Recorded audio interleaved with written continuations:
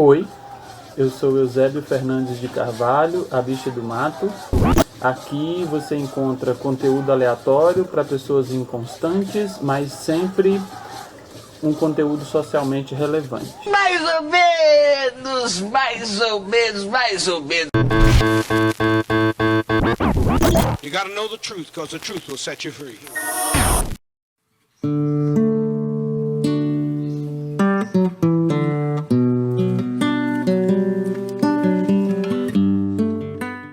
Então, um Estado laico é esse Estado que não professa, mesmo tendo uma religião, não coloca a religião na frente das suas ações públicas. Por quê? Nós não estamos na Arábia Saudita. Na Arábia Saudita, você tem um Estado religioso. É um Estado religioso na lei. Eles têm leis que dizem, nós somos muçulmanos. Não é o nosso caso. Até hoje, a sociedade brasileira não quis ter um Estado religioso.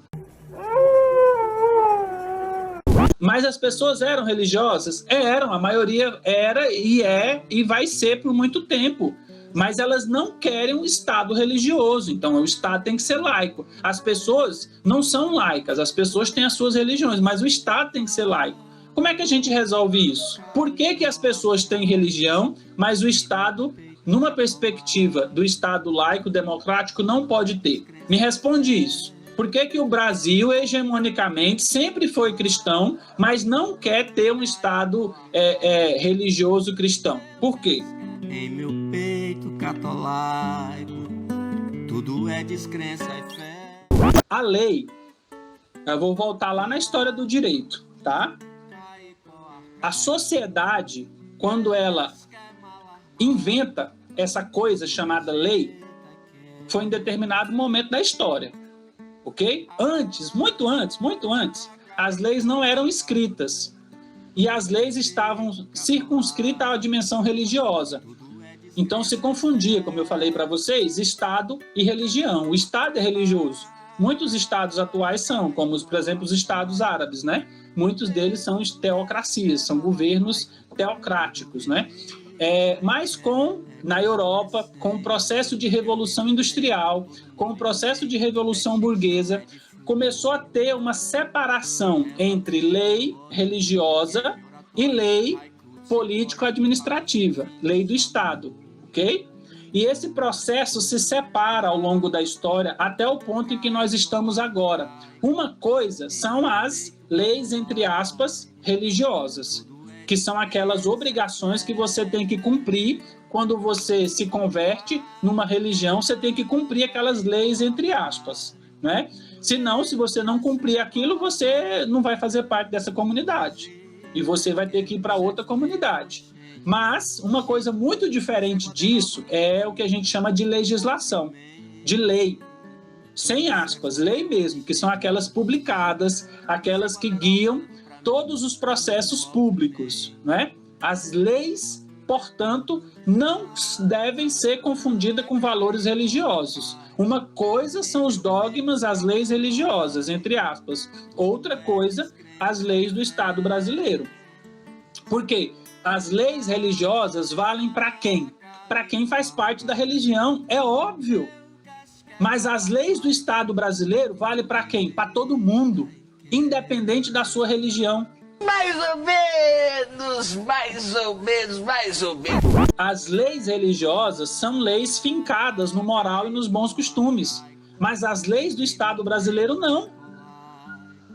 O principal origem das leis brasileiras não é a moral e os bons costumes, é a ideia da dignidade humana, é a ideia de que todas as pessoas têm direito à vida, à educação, à saúde, à segurança.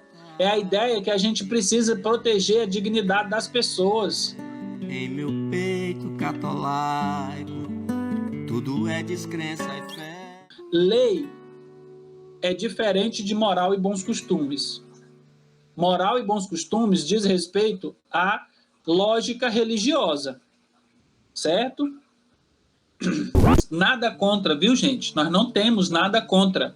Nem é cristão evangélico, nem é cristão católico, nem é ateu, nem é ateia, nós não temos nada contra. Sabe por quê? Porque a Constituição brasileira prega que nós não podemos ter nada contra. Se a gente tiver alguma coisa contra essas pessoas, a gente está sendo e está cometendo preconceito e discriminação. E isso é anticonstitucional. Então, não posso ter nada contra o fato da Damares ser uma pastora evangélica. Mas é inconstitucional que a Damares, em sendo uma pastora evangélica, coloque valores evangélicos em seus processos públicos, em suas condutas públicas, em suas políticas públicas. Isto é inconstitucional. E nós não podemos fazer também isso.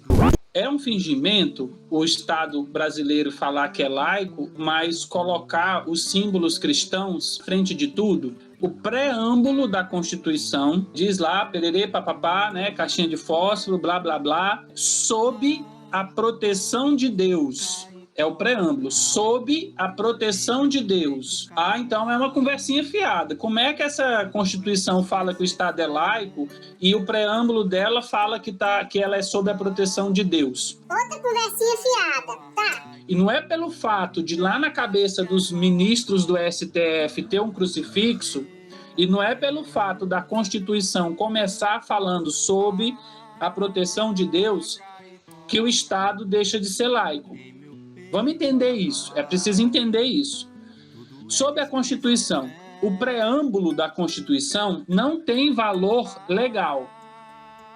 Então, pode estar escrito qualquer coisa lá no preâmbulo, sob a proteção de Exu, ou sobre a proteção de Deus nenhum, ou valor ateu. Se for preâmbulo, pode botar, porque é preâmbulo. Agora, se pôr num artigo, aí é outra coisa, tá? Porque o que está escrito no preâmbulo não tem valor de lei. Primeira coisa, para resolver o problema da Constituição.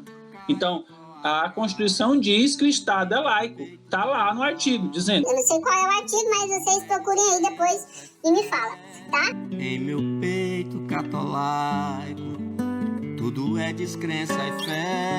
Pode ter o que for escrito no preâmbulo, mas não tendo nenhum artigo dizendo que o Estado é católico ou que o Estado é evangélico, beleza. O artigo que tem é dizendo que o Estado brasileiro é laico. E não é porque lá, em cima da cabeça do STF, tem um crucifixo, que eles vão decidir coisas que não estejam na Constituição. Porque o que o STF diz, qual é a função, gente, do STF? Qual é a função da justiça? Qual é a função? Interpretar as leis, não é? Então, o STF vai fazer uma interpretação da Constituição para decidir sobre a denúncia. E aí, não é só uma pessoa, o STF não é composto só por um ministro, ele é composto por um conjunto de ministros. E aí, cada ministro vai tomar uma decisão. E o resultado da decisão coletiva vai ser a decisão final. A maioria da decisão coletiva vai ser a decisão final. E qual é a função do STF? Decidir as coisas a partir da Constituição. Então, mesmo que o ministro, mesmo que a Carmen Lúcia, mesmo que o Joaquim não sei o quê, mesmo que o Fux não sei o quê, seja cristão, evangélico, católico, quando eles forem tomar uma decisão, o que eles vão levar em consideração? É o que o pastor da igreja dele está dizendo? Não. É o texto constitucional. Então, eu posso ser evangélico e juiz, e eu vou tomar uma decisão não guiados pelos valores evangélicos, mas pelos que está posto na lei. Ok? É óbvio que eu posso interpretar essa lei a partir dos valores evangélicos, mas eu não estou sozinho. A minha decisão de juiz de primeira instância pode ser recorrida em segunda instância e pode chegar no STF. E se chegar no STF, a decisão vai ser tomada por um colegiado, não é só por uma única pessoa. Nós temos símbolos cristãos na Constituição, no STF, mas isso não quer dizer que o Estado brasileiro é cristão. Se esse mundo existe, graças a Deus, por que existe? Porque graças a Deus, nós fizemos o mundo. Graças a Deus. Não, desculpe falar. Se existe nós nesse mundo, graças a Deus, é porque Deus fez o mundo. Mas eu falei uma palavra certa. Se nós não existirmos, existirmos nós, o que ia acontecer? Não teria também ninguém para falar de Deus, só Ele mesmo, e falar do mundo que existe de nós mesmos. Porque no período colonial, Estado e Igreja tá junto. Os reis de Portugal e Espanha são chamados reis católicos. Os reis de Portugal e Espanha, que vai colonizar toda a América, recebeu uma carta papal dizendo: vocês são representantes de Deus na Terra. Qualquer coisa que vocês fizerem é vontade de Deus. Então, Estado, no período colonial, é Estado e Igreja, junto, ok? Uma das principais funções do Estado era converter, era aumentar o poder dos cristãos, não é, na Terra.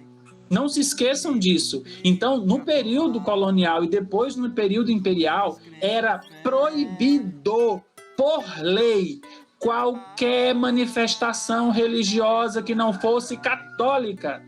Ah, professor, eu lá no Império não poderia ser evangélico? Poderia.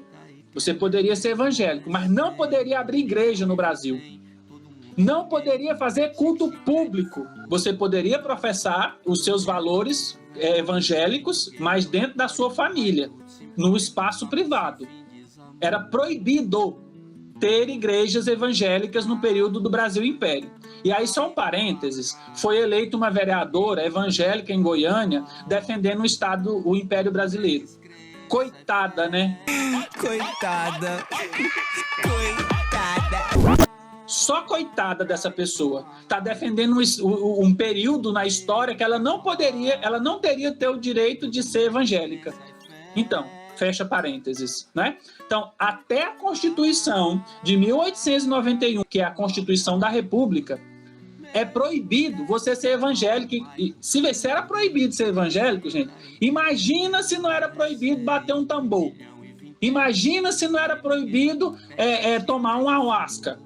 Imagina se não era proibido, tá? Aí, depois de 1891, o Estado brasileiro se declara laico e aceita e permite que os evangélicos abram igreja e façam cultos públicos. Mas mesmo falando isso, o Estado não aceitava as casas de candomblé.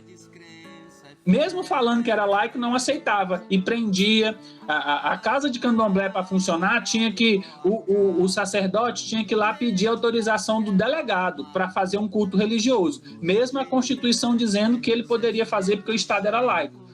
Isso só vai mudar em 1988, tá?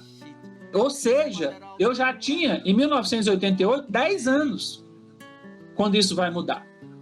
Então, é a Constituição de 88 que vai ampliar a dimensão de laicidade e vai dizer, olha, ok ser católico, ok ser evangélico, mas ok também ser do candomblé, ok também ser de religião indígena, tá? Então, essa ampliação da dimensão de Estado laico só acontece em 1988, com a Constituição de 1988, tá? Então, isso é muito importante a gente contar essa historiazinha para os nossos irmãos evangélicos, porque talvez os evangélicos, eles não tenham a memória, os pastores e as pastoras não ensinam esses irmãos evangélicos na igreja sobre o tempo em que eles eram perseguidos pelo Estado brasileiro. Porque talvez, se esses irmãos evangélicos soubessem dessa história, eles não perseguiriam como eles perseguem as pessoas de outra religião. Eles não seriam intolerantes como eles são com as pessoas de outra religião, porque eles sabiam que no passado eles foram sujeitos de intolerância religiosa. Então, os irmãos evangélicos, as irmãs evangélicas, por favor, vai estudar a história da sua própria religião para saber o tanto que vocês sofreram no Brasil imperial, tá? Porque talvez, sabendo disso, aprendendo isso, vocês não façam isso com o povo do espiritismo, com o povo da Umbanda, do Candomblé, das religiões indígenas. Em meu peito catolaico, tudo é descrença e fé. Desde quando o Estado é laico? O Estado é laico desde a República, desde a Constituição de 1891, mas esse valor da laicidade ele só é ampliado em 1988. O grupo que está mais crescendo em termos quantitativos e de poder, inclusive poder econômico, são as pessoas evangélicas, tá? Pela primeira vez na história do Brasil, nós tivemos um governo federal cuja maioria é evangélica. E mesmo o senhor presidente da República, o governo Bolsonaro, né, ele não tendo uma posição, porque a hora ele fala que ele é evangélico, aí ele vai ser batizado no Rio Jordão. Aí, Bolsonaro, você acredita que Jesus é o Filho de Deus? Não acredito. Você crê que ele morreu na cruz? Ele ressuscitou? Sim. Está vivo para todo sempre? Sim. É o Salvador da humanidade? Sim. Mediante a sua confissão pública, eu te batizo em nome do Pai, do Filho e do Espírito Santo.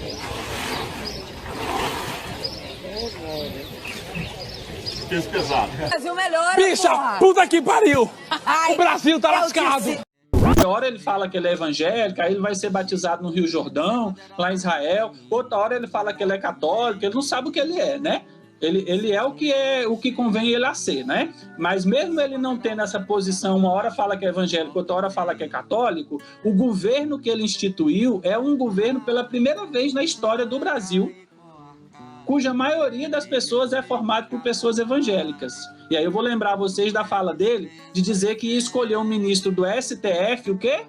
Um ministro o quê? Evangélico? Qual foi o adjetivo? Terrivelmente evangélico. Só que ele não fez isso. Ele não fez isso, ele teve a primeira oportunidade de indicar um ministro, ele não indicou um ministro terrivelmente evangélico. O povo das igrejas evangélicas ficou pistola com ele, pistola, e aí tem até o vídeo lá acho que é do Malafaia. Povo abençoado do Brasil, o absurdo vergonhoso,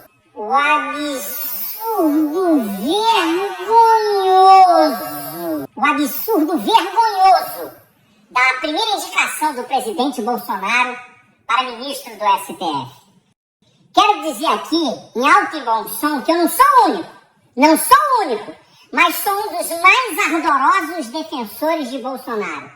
De março para cá, tem mais de 30 vídeos meus fazendo defesas veementes do presidente, botando minha cara pra fora a tapa, me arriscando e mexendo com gente grande. Então, posso, porque tenho autonomia e independência, de fazer um vídeo criticando. Como disse, sou aliado e continuo a ser aliado do presidente, mas não sou alienado. Ele, em alto e bom som, que andou apregoando que ia colocar um camarada terrivelmente evangélico no STF.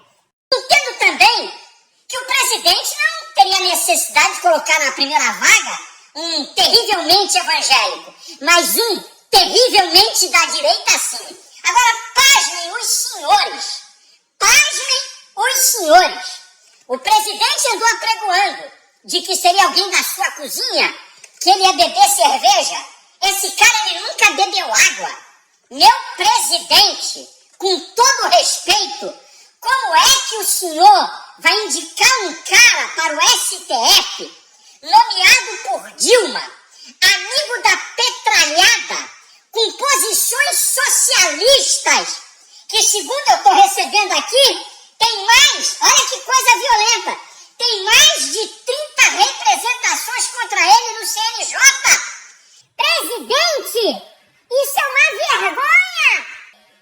Isso é uma vergonha! Teria que ser como Donald Trump, não precisa ser evangélico, mas um terrivelmente da direita! É uma decepção geral! O senhor está colocando um camarada que atende o Centrão, o PT, a esquerda. Ciro Nogueira, quero destacar esse senador, e muita gente sabe porque eu estou falando isso, corruptos e quem é contra a Lava Jato. Eu termino a minha palavra para todos dizendo uma coisa para o presidente. Presidente, o senhor sabe que o senhor foi colocado aí, não tem lógica humana nem política. Como é que o senhor chegou a ser presidente? O senhor está aí por uma ação de Deus para combater exatamente exatamente isso que o senhor está favorecendo agora. O senhor não deve a esses caras. O senhor está cedendo a quem jamais o senhor poderia ceder. Eu quero dizer, presidente, que a Bíblia me diz uma coisa: Deus honra a quem honra a Deus, mas quem despreza a Deus, Deus também o despreza. O senhor continua a ter o meu apoio, mas fica aqui o meu protesto, a minha indignação, não porque não foi nomeado ou indicado um evangélico, não, mas por ser alguém que representa tudo isso que nós combatemos e que somos contra. Que Deus lhe dê sabedoria, que Deus tenha misericórdia do Brasil. Conte com o meu apoio, mas nessa, o senhor está cometendo um grave erro. Brasil melhora, Bicha, puta que pariu! O Brasil tá lascado! Então, o catolicismo foi forte por muito tempo no Brasil, mas não está sendo mais, tá? E qualquer criança ou qualquer família evangélica que se sentir ameaçada ou que se sentir ofendida no seu direito de ter uma educação laica para os seus filhos, pode ir lá denunciar a professora e o professor que está rezando o Pai Nosso, que está rezando a Ave Maria na sala de aula. Agora, seja coerente. Seja coerente, denuncie a professora que está rezando um Pai Nosso, denuncie o professor que está rezando uma Ave Maria, mas não queira que esse mesmo professor pregue um culto lá, faça uma oração evangélica na sala de aula. Em meu peito catolaico, tudo é descrença e fé. Obrigado pelo seu tempo aqui comigo. Poeminha do like, joinha se gostar, painha se não. Comenta para conversar e compartilha para fortalecer a criação. Compartilha. Não tô dançando carnaval não, viu? É o símbolo o gesto para compartilhar, ó. Compartilha aí, ó. Até o próximo vídeo. Se inscreva. You gotta know the truth, because the truth will set you free.